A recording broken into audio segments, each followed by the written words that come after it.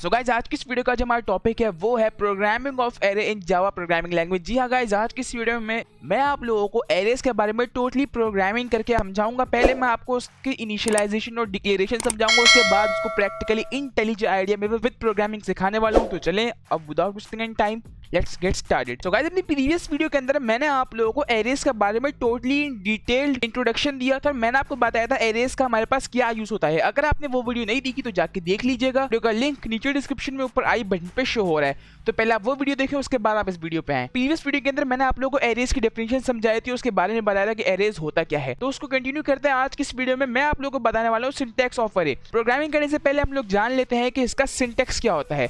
Array के syntax में हमारे पास दो चीजें होती हैं, एक होती है इनिशियलाइजेशन, उसके बाद होती है हमारे पास डिक्लेरेशन। सबसे पहले हमारे पास होते हैं डिक्लेरेशन, उसके बाद होती है इनिशियलाइजेशन। अब ये क्या होता है आइए इनके बारे में पढ़ते हैं। डिक्लेरेशन, गाइस लेट्स सपोज हमारे पास एक ऑर्डर है कि हमें 10 स्टूडेंट्स के जो है मार्क्स स्टोर करने हैं।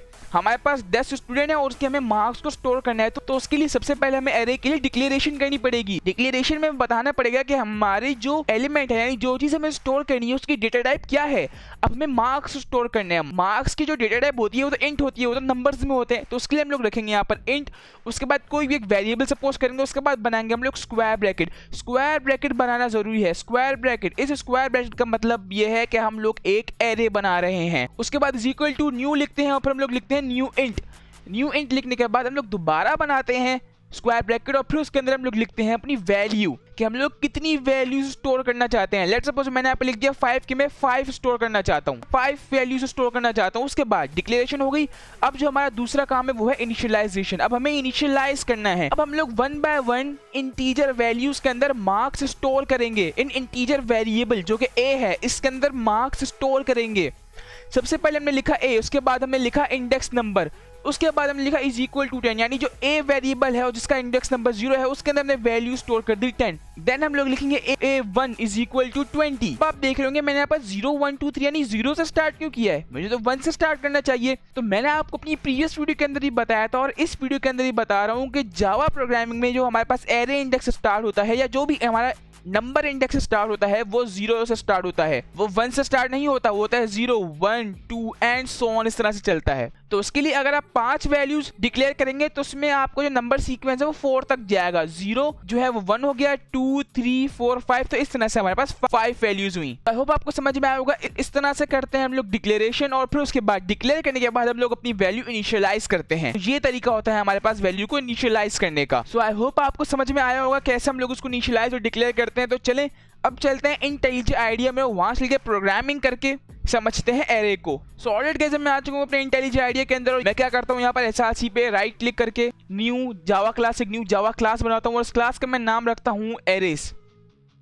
एरेस लिख के एंटर प्रेस करूंगा, डॉट जावा लिखने ही ऑटोमेटिकली यहाँ पे ऐड हो जाएगा। अब आपने क्या करना है, शिफ्ट एंटर प्रेस करना है, मेन लिख के हम लोग अपना मेन मेथड यहाँ पे लाएंगे। तो आपने क्या करना है, सिंपली मेन लिखना है और फिर कुछ ऐसा आपके सामने आएगा, आपने एंटर प्रेस करना है, बाकी काम इंटेलिजेंट आइडिया कर देगा। अब बैक करके थोड़ा बड़ा कर लेता हूँ। सो गाइस ये इंटेलिजेंट आइडिया हमारी आईडी जहाँ पे हम लोग प्रोग्रामिंग करके समझते हैं। अगर आपको नहीं पता कि इंटेलिजेंट आइडिया को कैसे इंस्टॉल करना है तो उसके ऊपर भी मैंने एक वीडियो बनाई है जिसका लिंक नीचे डिस्क्रिप्शन में ऊपर आई बटन पे शो हो रहा है। तो उस वीडियो के अंदर मैंने आपको बताया था कैसे हम लोग इंटेलिजेंट आइडिया को इंस्टॉल करते हैं, स्टेप बाय स्टेप मैंने आपको सिखाया है कैसे करते हैं इसको इंस्टॉल। तो आप वो वीडियो जाके देख लीजिएगा। तो चलें दोबारा आते हैं अपने टॉपिक पर। हम लोग बात कर रहे हैं यहाँ पर एरेस की। तो एरेस में क्या होता है, सबसे पहले मैं आपको थोड़ी प्रीवियस वीडियो की प्रोग्रामिंग बताता हूँ। लेट्स सपोज हमारे पास एक ऑर्डर है कि हमें 5 इंटीजर वेरिएबल सपोज करने हैं। तो हम क्या करेंगे, बोलेंगे ठीक है भैया हमें 5 इंटीजर वेरिएबल सपोज करने हैं ना। तो मैं यहाँ पे लिखूंगा इंट ए कि 1 हो गया, इंट बी ये दूसरा हो गया, इंट सी ये तीसरा। तो इस तरह से हमारे पास ये 5 वेरिएबल सपोज हो गए। अब हमें एक ऑर्डर है कि भाई हमारे पास जो है 5 स्टूडेंट हैं और उनके हमें मार्क्स स्टोर करने हैं। क्या स्टोर करने हैं, मार्क्स। तो उसके लिए हमने बना दिया इंट ए।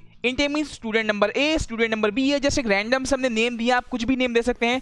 अब मैंने बोला कि भाई हमारे पास जो ए स्टूडेंट है उसने जो है मार्क्स लिए हैं 50 आउट ऑफ 100 और इस तरह से मैंने बोला जो बी स्टूडेंट है उसने हमें जो मार्क्स लिए हैं वो है 40 आउट ऑफ 100। तो इस तरह से जो हमारे पास ऑर्डर आया था कि 5 नंबर ऑफ स्टूडेंट्स के मार्क्स स्टोर करो। तो हमने पहले क्या किया, हमने 5 पहले वेरिएबल डिक्लेयर किए और फिर उस वेरिएबल्स के अंदर हम लोगों ने मार्क्स इनिशियलाइज कर दिए कि भाई पहले हमने डिक्लेयर किया उसके बाद हमने इनिशियलाइज कर दिया। लेकिन अब हमारे पास ऑर्डर है कि आपको 500 स्टूडेंट्स के मार्क्स स्टोर करने हैं।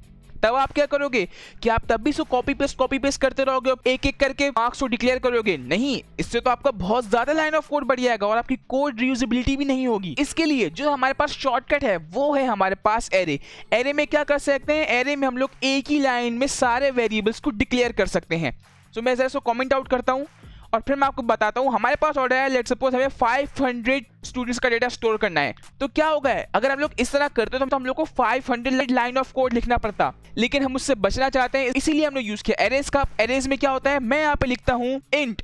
अब मैं इंट क्यों लिख रहा हूँ, क्योंकि हमें स्टोर करने हैं स्टूडेंट के मार्क्स। अब मार्क्स जो होते हैं वो तो इंटीजर में होते हैं, इसके लिए मैंने यहाँ पे लिख दिया इंटीजर ए। अब उसके बाद मुझे सपोज करना पड़ेगा एक वेरिएबल, वो एक वेरिएबल इसके अंदर मैं सारी वैल्यूज स्टोर करूंगा, वो वेरिएबल होगा लेट्स सपोज ए। देन मैं लगाऊंगा यहाँ पर स्क्वायर ब्रैकेट। स्क्वायर ब्रैकेट क्यों, स्क्वायर ब्रैकेट इसलिए क्योंकि ये बताता है कि ये एक एरे है। उसके बाद इज इक्वल टू, देन मैं न्यू करूंगा और फिर मैं क्या करूंगा, मैं यहाँ पे दोबारा लिखूंगा इंट। देखिए मुझे यहाँ पे शो भी कर रहा है कि आप इंट लिखना चाह रहे हो। मैंने कहा हाँ मैं इंट लिखना चाह रहा हूँ। मैं एंटर प्रेस करूंगा और फिर यहाँ पे मैं लिख दूंगा अपनी वैल्यू। लेट्स सपोज 500 नहीं करते हम लोग, उसको कर लेते हैं लेट्स सपोज 40 और फिर एंड में सेमी कॉलन। सो ये मैंने क्या किया, हमने से बोला कि हमने 40 इंटीजर वेरिएबल सपोज कर लिए। अब उन वेरिएबल्स के अंदर हम लोग वैल्यू स्टोर कर सकते हैं 40 नंबर ऑफ स्टूडेंट के मार्क्स। अब मैं क्या कर सकता हूं, मैंने तो यहाँ पर डिक्लेरेशन कर ली कि भाई मैंने वेरिएबल सपोज कर लिए स्टूडेंट्स के लिए। और अब क्या होगा, अब मेरे पास ऑर्डर है कि आप इसके अंदर वैल्यू स्टोर करो। तो अब बड़ा आसान प्रोसेस है। अब मैंने यहाँ पर लिखा ए, उसके अंदर मैंने लिखा यहाँ पर 0 के हमारे पास जो 0th इंडेक्स है उसके अंदर वैल्यू है हमारे पास 90 के एक स्टूडेंट ने 90 मार्क्स लिए। अब इसी तरह इसको जरा कॉपी करते हैं यहाँ पर और यहाँ पे हम लोग चेंज कर देते हैं इसकी वैल्यू। यहाँ से हटाकर मैं इसको कर देता हूँ 1 को 2, इसको 3 एंड इसको 4। सो अब यहाँ पर मैंने क्या कर दिया, मैंने यहाँ पर वैल्यूज डिक्लेयर भी कर ली और फिर उसके बाद वैल्यूज को इनिशियलाइज भी कर दिया। यानी मैंने बहुत ज्यादा लाइन ऑफ कोड बचा लिया। अगर मैं एक एक करके इनको यहाँ पे डिक्लेयर करता तो मुझे 40 लाइन ऑफ कोड लग जाता, लेकिन मैंने यहाँ पर एरेज की मदद से यहाँ पर इसको सिंपली 1 लाइन में ही कर लिया। सो यही यूज होता है हमारे पास एरेज का। अब मैंने यहाँ पर 5 स्टूडेंट्स के मार्क्स स्टोर कर लिए। मैं काम करते हैं इस वेरिएबल को ए से हटाकर मार्क्स ही कर लेते हैं। इस तरह से हम लोगों ने मार्क्स को स्टोर कर लिया। हमारे पास जो सबसे पहला स्टूडेंट है उसके मार्क्स है 90, देन इसको हम लोग कर लेते हैं 50, देन इसको हम लोग कर लेते हैं 70, देन इसको हम लोग कर लेते हैं 99 और देन इसको हम लोग कर लेते हैं 40। इस तरह से हम लोगों ने मार्क्स इनिशियलाइज कर लिए। अब मैं चाहता हूं कि जो 1 के मार्क्स प्रिंट होके मिले, तो मैं क्या करूंगा, मैं सिंपली एंटर प्रेस करूंगा, system.out.println लिखूंगा। तो इसके लिए मैं यहाँ पे लिखूंगा मार्क्स और फिर मैं यहाँ पे लिख दूंगा 1। तो इससे क्या होगा, इससे मुझे जो 1 स्टूडेंट है इसके मार्क्स प्रिंट होके मिल जाएंगे। मैं अपने प्रोग्राम सेव करता हूँ और आपको रन करके दिखाता हूँ। मैंने अभी रन किया अपने प्रोग्राम को और देखें मुझे यहाँ पर 50 प्रिंट होके मिलेगा। सो ये देखिए गाइस, यहाँ पर मुझे 50 प्रिंट होके मिल रहा है। सो यही मकसद होता है हमारे पास एरेज को यूज करने का। अब ये तो हो गया एक तरीका, लेकिन जावा प्रोग्रामिंग में हम लोग एरे को एक तरीके से नहीं, हमारे पास 3 तरीके होते हैं जावा प्रोग्रामिंग के अंदर एरेज को लिखने के। पहला तरीका तो हमारे पास ये हो गया। अब मैं आपको बताता हूँ दूसरा तरीका। जो हमारे पास दूसरा तरीका है बहुत ही सिंपल है। वो ये है कि हम लोग यहाँ पे लिखते हैं, सबसे पहले डिक्लेयर करते हैं अपनी डेटा टाइप। हमारी डेटा टाइप है इंटीजर। मार्क्स स्टोर करें तो मार्क्स ऑब्वियसली इंटीजर होता है। देन यहाँ पर बनाते हैं हम लोग स्क्वायर ब्रैकेट बताने के लिए कि ये एक एरे है। उसके बाद हम लोग डिक्लेयर करते हैं यहाँ पर अपने वेरिएबल का नाम। लेट्स सपोज मैं लिखता हूँ मार्क्स। उसके बाद हम लिखते हैं यहाँ पर इज इक्वल टू, देन हम लोग लगाते हैं कर्ली ब्रैकेट और कर्ली ब्रैकेट के अंदर हम लोग डिक्लेयर करते हैं अपने मार्क्स। कैसे, लेट्स सपोज मैंने बोला 90, 50, 30, 56, 96। सो इस तरह से क्या हुआ, मैंने 5 नंबर ऑफ स्टूडेंट के मार्क्स डिक्लेयर कर लिए। अब यहाँ पर मुझे 1 बाय 1 करके डिक्लेयर नहीं करना पड़ा। मैंने यहाँ पर क्या किया, मैंने यहाँ पर इसको इनिशियलाइजेशन और डिक्लेरेशन एक ही साथ एक ही लाइन में कर ली। सो ये हमारे पास तरीका है एरे को प्रिंट करने का। अब मैं चाहता हूं कि मुझे ये 50 वैल्यू प्रिंट होके मिले, तो मैं क्या करूंगा, तो मैं यहाँ पर system.out.println लिखूंगा, फिर इसके अंदर मैं लिखूंगा यहाँ पर मार्क्स और फिर इसके अंदर मैं लिखूंगा यहाँ पर वैल्यू। लेट्स सपोज मैं चाहता हूं कि मुझे 5वें स्टूडेंट के नंबर हैं जो कि है 96, ये मुझे प्रिंट होके मिले, तो मैं यहाँ पे लिख दूंगा 4। अब 4 क्यों, क्योंकि मैंने आपको बताया था इंडेक्स हमारे पास 0 से स्टार्ट होता है। तो सबसे पहले ये होगा 0, देन ये होगा 1, 2, 3, 4। सो इस तरह से ये हमारे पास वैल्यू है 4। तो इसके लिए अगर हमें प्रिंट करवाना है कि भाई जो नंबर 4 स्टूडेंट है उसके मार्क्स हमें बताओ, सो उसके लिए मैंने यहाँ पे लिखा system.out.println और फिर मैंने यहाँ पे लिख दिया स्टूडेंट के मार्क्स, इस स्टूडेंट के मार्क्स मुझे प्रिंट करके दो।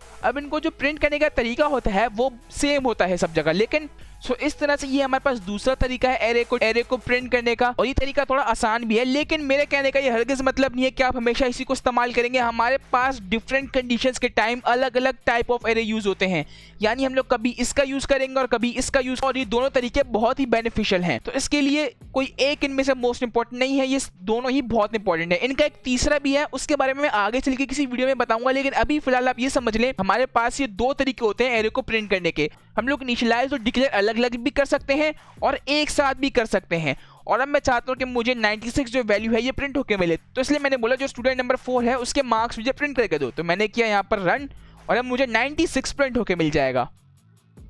सो ये देखिए ये मुझे 96 प्रिंट करके दे रहा है। अब अगर मैं यहाँ पे काम करता हूँ, मैं यहाँ पे जरा 05 कर दूं, तो अब क्या होगा, अब ये मुझे एक एरर देगा। अब वो एरर क्यों देगा, वो एरर इसलिए देगा क्योंकि वो बोलेगा कि भाई आपने जो एरे बनाया है उसमें 5 तक की लिमिट है, आप ये छठे एलिमेंट के मार्क्स कैसे पूछ रहे हो। ये जो नंबर 5 है ये एरे लिस्ट में छठे नंबर पे आता है, 5 0 1 2 3 4 5, तो इस तरह से 5 हमारे पास 6 नंबर पे आता है। तो ये हमसे बोलेगा, अगर मैं ये अपना प्रोग्राम रन करूँ तो ये मुझे एरर देगा। मैं आपको रन करके दिखाता हूँ, मैंने भी ये प्रोग्राम को रन किया है, तो देखिएगा यहाँ पे मुझे एक एरर मिलेगा। ये देखिए ये मुझे एक एरर दे रहा है, बोले index 5 is out of bound for length 5, यानी हमारे पास जो इंडेक्स 5 है ये हमारे पास आउट ऑफ बॉक्स, यानी इतने तो हमारे पास जगह ही नहीं है, तो आप कैसे प्रिंट कर रहे हो। लेकिन अगर मैं क्या करूं, मैं यहाँ पे जरा कॉमा करके यहाँ पर कर दूं 85। अब अगर मैं अपना प्रोग्राम रन करूं तो देखिए मुझे 85 प्रिंट होके मिल जाएगा, 85 प्रिंट होके मिल रहा है। गाइस कहने का मतलब यह है कि हमारे पास एरे में एक लिमिट होती है। मैंने आपको अपनी प्रीवियस वीडियो के अंदर ही बताया था, हमारे पास एक एरे को यूज करने का छोटा सा डिसएडवांटेज है कि उसमें हमारे पास कि हमें पहले उसके अंदर एरे का साइज बताना पड़ता है। ये साइज वाली बात इस एग्जाम्पल से आपको बहुत अच्छे से समझ में आएगी। मैं जरा इसको दोबारा से अनकमेंट करता हूँ, और फिर मैंने यहाँ पे लेट सपोज कर दिया मार्क्स 4, और फिर मैं यहाँ से जरा मार्क्स हटा दूं, और अब मैं बोलूं कि मुझे 4 नंबर ऑफ स्टूडेंट के मार्क्स प्रिंट करके दो। अपना प्रोग्राम को रन करता हूं तो देखिए मुझे दोबारा से एरर मिलेगा। देखिए दोबारा वो एरर आ गई कि index 4 is out of bounds, यानी ये आउट ऑफ द लिस्ट है। मतलब ये जो हमारे पास नंबर जो हमने बोला हमें प्रिंट करवाया ये हमारी लिस्ट में है ही नहीं, क्योंकि हमने जो वैल्यूज इनिशियलाइज की हैं वो तो 4 के लिए की हैं। तो आप 5वें एलिमेंट की वैल्यूज कैसे पूछ रहे होते हैं, इसलिए इसी चीज को हम लोग कहते हैं साइज डिक्लेरेशन। यानी सबसे पहले हम लोग इसे अपना साइज डिक्लेयर करते हैं। मैंने बोला कि भाई मैं 4 इंडेक्स का एरे सपोज कर रहा हूँ, तो इसके लिए मुझे 4 ही वेरिएबल सपोज करने पड़ेंगे, उससे ज्यादा मैं कर ही नहीं सकता, क्योंकि मैंने अपनी लिमिट यहाँ पर 4 बता दी। अब मैं 5वें स्टोर नहीं कर सकता, अगर मैं करूंगा तो मुझे एक एरर मिलेगा। मैं यहाँ पे करके दिखाता हूँ आपको। मैं अगर यहाँ पे लिखूँ मार्क्स और फिर मैं यहाँ पे कर दूं 4 और फिर मैं करूँ यहाँ पर इज इक्वल टू 10, सो अभी तो आपको शो नहीं कर रहा है, लेकिन अगर मैं अपना प्रोग्राम रन करूंगा तो वो मुझे एक एरर देगा। ये देखिए मैं रन करता हूँ अपने प्रोग्राम को, ये देखिए ये मुझे एरर दे रहा है। सो इसलिए जितनी वैल्यूज हमने यहाँ पर इनिशियलाइज की होती है हम उतनी ही डिक्लेयर कर सकते हैं, या फिर उससे कम भी कर सकते हैं, लेकिन उससे ज्यादा हम लोग नहीं कर सकते। ये हमारे पास एक डिसएडवांटेज होता है एरे का। सो आई होप गाइस आपको समझ में आया होगा एरे का हमारे पास क्या यूज होता है जावा प्रोग्रामिंग के अंदर। अगर आपको समझ में आया हो तो इस वीडियो को लाइक लाजमी कीजिएगा। लेटर ऑन ऐसी जावा प्रोग्रामिंग से रिलेटेड वीडियो से अपडेटेड रहने के लिए मेरे चैनल को सब्सक्राइब करके बेल नोटिफिकेशन को ऑल पे कर लें, ताकि मैं जब भी कोई न्यू वीडियो अपलोड करूं तो उसका लिंक आपके पास सबसे पहले पहुंचे। एंड गाइस अगर आपको नहीं पता कि ये पूरा जावा कोर्स है जिसके अंदर मैं जावा प्रोग्रामिंग को स्टार्टिंग से लेकर एंड तक बिल्कुल सीक्वेंस वाइज पढ़ा रहा हूं, गाइस ये एक पूरा कोर्स है। इस कोर्स की मैंने एक प्लेलिस्ट बनाई है। सो गाइस ये है वो प्लेलिस्ट। इस प्लेलिस्ट के अंदर मैं जावा प्रोग्रामिंग को स्टार्टिंग से लेकर एंड तक बिल्कुल सीक्वेंस वाइज पढ़ा रहा हूं। मैं इस प्लेलिस्ट के अंदर डेली बेसिस पर वीडियोस अपलोड कर रहा हूं, और ये वीडियो भी इसी प्लेलिस्ट का हिस्सा है। और गाइस अगर आप जावा प्रोग्रामिंग को स्टार्टिंग से लेकर एंड तक बिल्कुल सीक्वेंस वाइज पढ़ना चाहते हैं तो आप इस प्लेलिस्ट को एक्सेस कर लें, या क्लिक करके इस प्लेलिस्ट को अपने पास सेव कर लें। गाइस उसी के साथ साथ इस प्लेलिस्ट का लिंक नीचे डिस्क्रिप्शन में ऊपर आई बटन पे शो हो रहा है। तो गाइस अभी तक के लिए बस इतना ही, मैं मिलता हूं आपसे अगली वीडियो में, तब तक के लिए thanks for watching and don't forget to subscribe.